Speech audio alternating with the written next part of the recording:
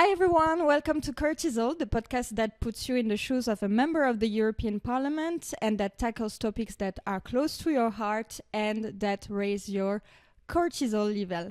Today I have the pleasure to be with Aimée Duprat-Macabies, Advocacy and Communication Officer at the Center for Democracy and Technology in Europe, which is an NGO advocating for the promotion and protection of democracy and human rights in European tech law and policy. There she leads the advocacy strategy, but also the social media, and also as a tireless advocate for gender equality on her free time. She also supports the advocacy work of the Brussels Binder, a volunteer-run organization that seeks to increase the diversity of voices in the EU policy debates. Aimée, thank you for welcoming me in your office, and thank you for taking the time because it looks like you have a super busy agenda. So I just want to start by asking you, how are you today? First of all, thank you for having me. I'm really delighted to be on that podcast. And so actually today I was just at an event which is basically about protecting people from abusive AI-generated content. So I think that's kind of fitting with the topic today. And just in general, in the last 2 weeks, I've been going to a lot of events on online gender-based violence, on gender equality in the context of International Women's Day. So I would say that I'm in a fairly combative mood at the moment, but I'm also happy because it's sunny. Yeah. And in Brussels, it's never a given. Yeah, absolutely. As we are recording today, to be fully transparent, it's the first day of spring, and Brussels spoiled us with a very beautiful sunshine. So we are very grateful for that indeed. And actually, before we dive into the content, and actually we are going to talk about women's rights in the digital area and also about the International Women's Day. But before that, actually, I wanted to take a moment to ask you a bit about yourself and about why you decided to go into this career path and to work for this NGO that work towards the protection of democracy and human rights. Yeah, I hope your listeners are interested about my life. But basically, I started to get an interest in the intersection of technology with our democracies back in my bachelor, and that was at the moment of the Snowden leaks. That really shocked me, and I think that shocked basically the whole world. And that interest continued during my master's, and there I focused a bit more on basically what governments and corporations do in terms of surveillance of citizens. And I have to say I had a deep dive in everything related to biometric technology and facial recognition. And here, it's also a personal interest of mine because I'm French, and I was very worried about what was happening in my country, my home country, when it comes to facial recognition and just surveillance from government. So after that, after my studies, I worked with, actually just there, around the corner, in the European Parliament, with an MEP to basically work on that specific topic, like to ban biometric surveillance in public spaces. So it was quite lucky for me that it was so linked with my area of interest. After that, I worked at the European Movement International, an NGO that basically defends EU values like rule of law, but also a lot of different good stuff. And after this, I actually saw an opportunity at the Center for Democracy and Technology Europe, so CDT Europe, and I jumped on it. And why is that? Because, it's an organization that really focuses on all of my areas of interest. So basically the intersection of technology with, human rights, but also government surveillance, artificial intelligence, but it also has a strong intersectional lens. Considering that we have a strand of our work that's focusing on online expression and also online gender-based violence. But also, Leslie, I'll be honest, it's also because I'm a great admirer of our current SecGen, VI0LENCE, who basically is also a gender rights advocate. And so, I really wanted to work with her, and now I'm doing it, and I'm not disappointed. A dream came true. Asha, I hope you will watch this podcast. That was very nice. Thank you. And as I was saying, so we are recording now a few days after the International Women's Day. And unfortunately, we must acknowledge that being a woman online is not that easy. Among others, the World Wide Web Foundation report of 2020, covering 190 countries, found that during the pandemic, 52% of young women and girls had experienced online abuse, including threatening message, sexual harassment, and the sharing of private images without consent. And by the way, obviously this is a data about the pandemic times, but unfortunately we know that this also happens outside of pandemic times. So I just wanted to, it's a very big question, but I was thinking of asking your opinion, Aimée, about where do you think that tech firms and decision makers fail to make this online space so difficult for women? I think the starting point is to acknowledge the continuum of violence for women. The online space has been shaped by structural inequalities that reflect broader societal discrimination. This is a mirroring situation in a way. So when there's like, problem of discrimination offline, that gets reflected online as well. But however, I do think that there are some aspects where violence against women and girls has been facilitated by technology, enhanced by technology, and decision makers and tech companies have indeed failed in protecting those women and girls and have not been mitigating those risks. Especially, I think, considering that multiple warnings were given by civil society organizations, women rights organizations, on how those violences offline would be reproduced online. And that's exactly what happened. So, but we also need to acknowledge that platforms are companies and they prioritize engagement, profit, and clicks over safety. So while many platforms at this moment have content moderation rules, we see that enforcement is very inconsistent, often leaving victims basically without recourse or redress. And while the EU has taken steps, so here I'm going to talk a bit about the Directive Violence Against Women, the Digital Services Act, I'm going to go back to them a bit later. There are still gaps, particularly in, for instance, defining appropriately cyber harassments and ensuring that companies basically fulfill their due diligence obligations. And so all of that leads to the spread of harmful content, and that actually, we have seen studies have shown that disproportionately affects women, but also marginalized groups.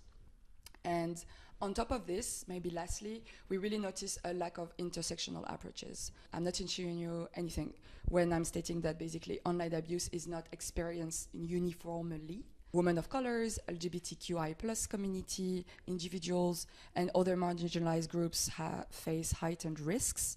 And usually what we've seen is policies don't address those intersectional, intersecting vulnerabilities. Yeah, that's a bit depressing, but we need to talk about this in a real way, so that's super important.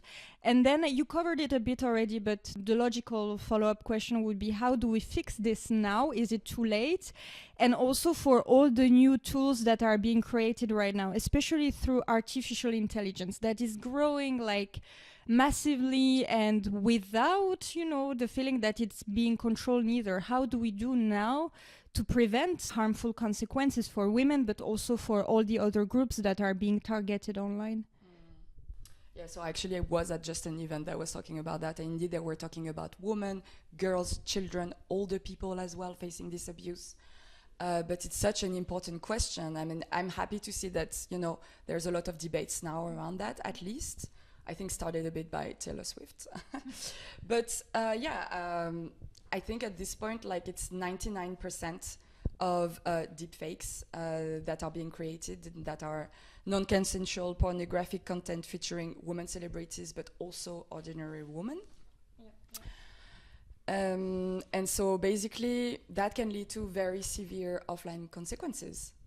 Just last week, I was at an event at the UK mission where there was a Northern Irish politician who was telling about her story, where basically a deep fake of her was circulated during the time that she was running for office, and that completely, obviously, turned her life, professional life and personal life, completely upside down. Like, also because everybody around her had seen that video, had heard about that video, people came to her, were asking her questions about it, her family, like, it was absolutely crazy. And that was already like 2 or 3 years back, and she was explaining that even now, even today, people were coming to her, asking her about this. So how do we fix this? And unfortunately, I do not have an answer or an easy answer. No miracle here. But I mean, I can already say, and here I'm going to be a bit more on the optimistic, positive side. I mean, it's sunny, so, you know, I'm trying my best. But I have to say that there have been some advancements in the recent years at the EU level. So I'm going to talk a little bit more about those legislations that I briefly mentioned. But basically, and this one you know very well, the directive on combating violence against women and domestic violence was adopted last year. And that's a major milestone because it provides uniform criminal law definitions of the most common forms of cyber violence. It also requires member states to ensure removal of certain online content that is criminalized under the directive. And it also ensures the provision of specialist support services for victims. And finally, it also encourages self-regulatory cooperation between platforms, including, for instance, with the establishment of a code of conduct. So that's already that, and that's really, really a major step because you have to know that this directive was like really a long fight for advocates. Decades. Decades, exactly. So everybody was really happy when that passed last year. But I'm going to mention another one, a big one, the Digital Services Act, which is really this crucial EU regulation in relation to online platforms and the related risks, including the dissemination of discriminatory content, and here, for instance, the spread of OGBV, so online gender-based violence. And so the DSA, this regulation, requires that online platforms conduct risk assessments. But indeed, as I mentioned before, the enforcement of this regulation needs to be rigorous. And on top of that, I mean, you know, because I mean, we need a, you know, multi-pronged approach, fancy word. But basically, I'd say that there needs also to be an inclusive development of AI, in the sense that the AI tools, for instance, they must be audited for bias. For instance, the newly adopted another EU regulation, but Artificial Intelligence Act, should ensure that, for instance, that the high-risk AI applications, such as the one that are being, such as the fact that, for instance, AI would be used in recruitment or in law enforcement, those applications, we need to make sure that they do not reinforce harmful stereotypes. And lastly, I would say that at the moment, there's really a gap in the sense of like, there's not a lot of women working in AI development and research.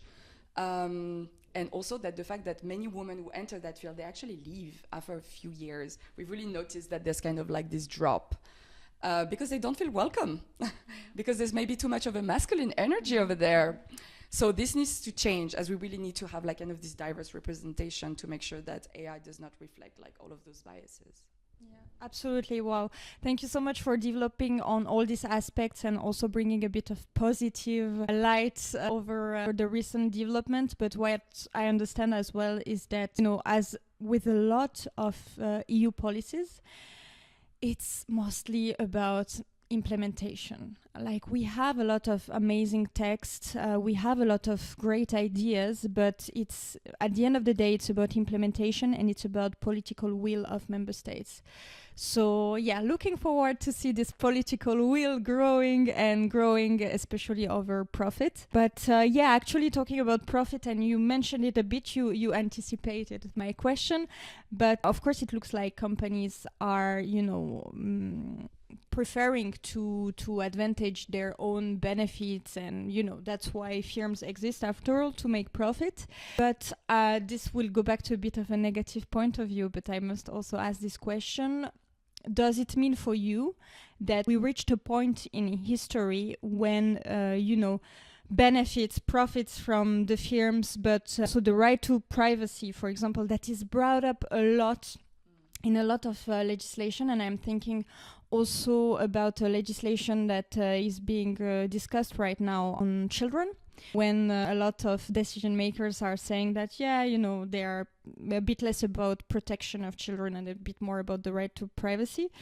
So going back to my question, did we reach a point where innovation and the so-called right to privacy, for example, is more important than basic human rights? I know very well the regulation that you're talking about, which is the child sexual abuse regulation. I would say that it's really a false dichotomy to claim that protecting privacy and fostering innovation must come at the cost of fighting online violence. The reality is that companies have deprioritized respecting human rights in favor of profit-driven algorithms. Mm-hmm. And so online gender-based violence is not an inevitable byproduct of innovation. Mm-hmm. It results from really these continuous structural inequalities I mentioned before, and it proliferates on platforms because of the lack of platform due diligence to address these very harms. Mm. So regulations like the DSA aim to correct this imbalance, and we hope that it does, but actually, exactly as you mentioned, political will and human rights-centered enforcement will really be crucial. But also, we cannot judge too quickly because the DSA was just passed 2 years ago at this point. Mm-hmm. So we need to wait and see a little bit how the implementation can come into being before judging too harshly what's happening there. Mm-hmm. When it comes to what is happening online, I think we cannot avoid talking about what's going on the other side of the Atlantic with the election of Donald Trump. And you, more than anybody else, know that, the recent development with the surroundings of Donald Trump, so, people from big tech companies, this had a massive influence on the way these companies decided to implement certain internal policy. I don't know if you noticed, but personally on LinkedIn, at some point on my feed, I could see so many people getting fired in this sector because they were also, working on the policy of equality and inclusion. I saw really so many posts like people asking for networks for help because they got fired due to that. And in general also we saw with Meta that the first ones to be silenced or censored were minority or also women. I wanted to ask, maybe on a bit more positive note, if you think that, over time, I'm not saying tomorrow, I'm not saying in 2 years, 5 years, maybe not even 10 years, but with a bit more funding, with a bit more political will, with a bit more of strategic thinking, do you think that EU companies can eventually compete with US companies and do so with better care for human rights and better ethics in general? Yeah, I mean, I have to say I experienced the same thing that you did, like on LinkedIn, which is very disheartening. I mean, I also, I'm very passionate about DEI and seeing everything it's happening now, like it's currently still unfolding, like all of the ramifications of what's happening now, we don't know exactly yet, because this is happening in the US, but that has like global implications and consequences. So, yeah, on your specific question, I would say that we have seen recent developments, obviously, following the takeover of Twitter, pushing for more ethical and decentralized platforms. Already, like I think it was already 1 or 2 years ago, 1 year and a half, I think, when Elon Musk, took control of Twitter, there were a lot of calls to quit Twitter. Yeah. And then with the election of Donald Trump and his investiture in January, that also was this campaign of like Eloquitics, for instance. And yeah, the call for some European alternatives. So I'm also thinking of the initiative. So here it's not European, but like Free Our Feeds, basically calling for people to go to Blue Sky, but I'm also thinking of Mastodon, which is a free and open source software platform for more like decentralized social networking. But in the end, what I would say is that more than the EU versus US, what I believe is that we must be mindful not to replace basically a handful of dominant platforms with another set. Because the issue of online gender-based violence, it's global. It's not only in the US. I mean, we see it here and there, everywhere, kind of. And so it's rooted in the patriarchal society that still remains. And if we can imagine a wider diversity of new techs and platforms, like I wouldn't really care if they're basically from the US or from the EU, you know what I mean? And those platforms must be feminist, must be inclusive, and they must prioritize user safety. So for me, that's the idea that's like worth investing in. Absolutely. And I think CDT, you lead by example, and I think you quit Twitter, right? You are Stop not posting. Yeah. Maybe a last real question before we move to the decortisol moment already. This was the time flies. I wanted to ask you if right now you had the power, knowing that member of the European Parliament would vote for this proposal, if you had anything you could put on the political agenda right now and you know that MEPs will vote it tomorrow, what would you prioritize among all the things we talked about today? One thing that I'm gonna maybe emphasize is that instead of like adding new regulation, there's already been a lot of major texts passed, like as I mentioned in the last years. So what I would really want is that it's the time now to make those frameworks work, to also defend them against attacks, because they are being attacked a lot, and make sure that they are properly implemented at member state levels. But I still had a thought. I'm going to write it down. I think I can come up with one new measure, and that is that I would ensure that member of the European Parliament would integrate intersectionality and civil society inputs every step of the way. This would ensure that women's rights organizations, also affected communities, really shape policy design and enforcement. And yeah, because policy making, it should not happen in the vacuum, right? So experts and also really those that are directly impacted, they must have a seat at the table when shaping regulations. And here I'm thinking, for example, like of the upcoming Code of Conduct on online gender-based violence. That's a very nice proposal. And I guess, this will be the proposal for today's episode. And I will go even, further into the binding aspects. I guess the proposal we can put on the table would be to ensure that member states integrate intersectionality and NGOs' recommendation.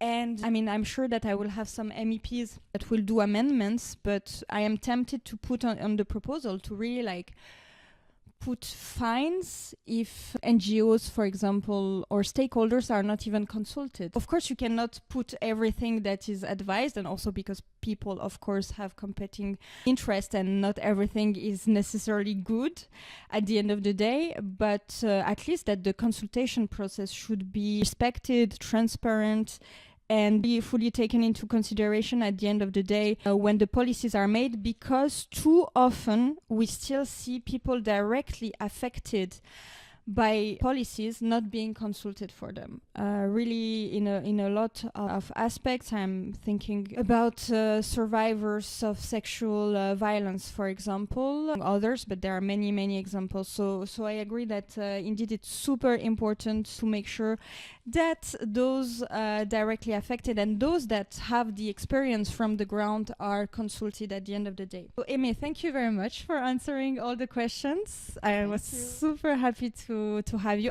You had me because I came to the office. Very nice office, by the way. And just before closing the episode, I want to finish with the traditional decortisol moment. So the decortisol moment is the fact that you have the choice between 3 paper birds, which will lead you eventually to a question. And I always finish my episodes with that to end with a question that had nothing to do with the topic of the day, to finish on a positive light, a bit of a philosophical light, let's say. So first of all, I will ask you to pick a color between red, yellow, and green.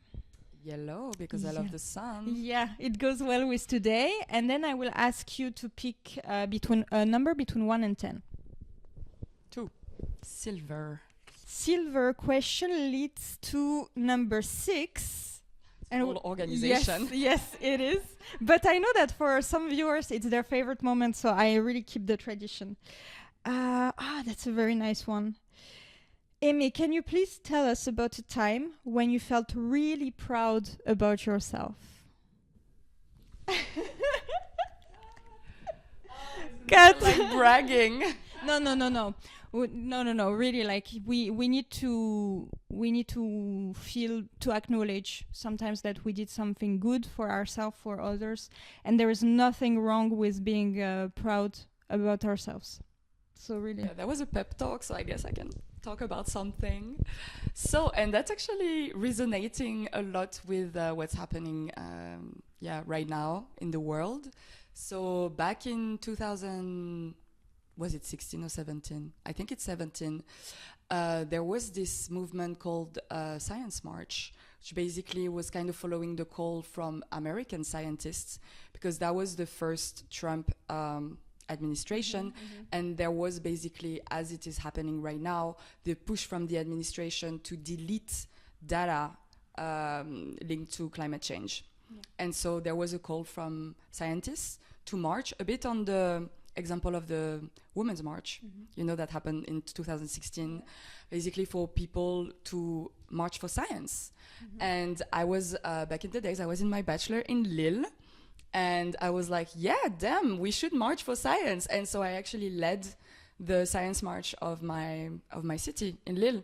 Yeah, wow. It was great. I was very happy, and it felt like an important moment to be fighting for, what's right. And I think that's also what I want to do right now at this moment. So it was one of your first leadership moments. And I think you will have many others. I trusted observing your work and knowing that you are guided also by very good, knowledgeable, powerful and intelligent women paving the way. So I have no doubt that you will have many more moments of leadership like that. And we need a leadership that is, as you said, feminist, inclusive. And I have no doubt that you will promote this kind of leadership. So crossing fingers for you. And yeah, this is where we end the episode. So thank you again. Thank you so much. Thank you for watching. And don't forget that we're all human beings at the end of the day. So don't forget to think before you click, if you comment, if you want to say something. Be always kind and be constructive. Thank you so much for watching. Bye-bye. Thanks. Bye.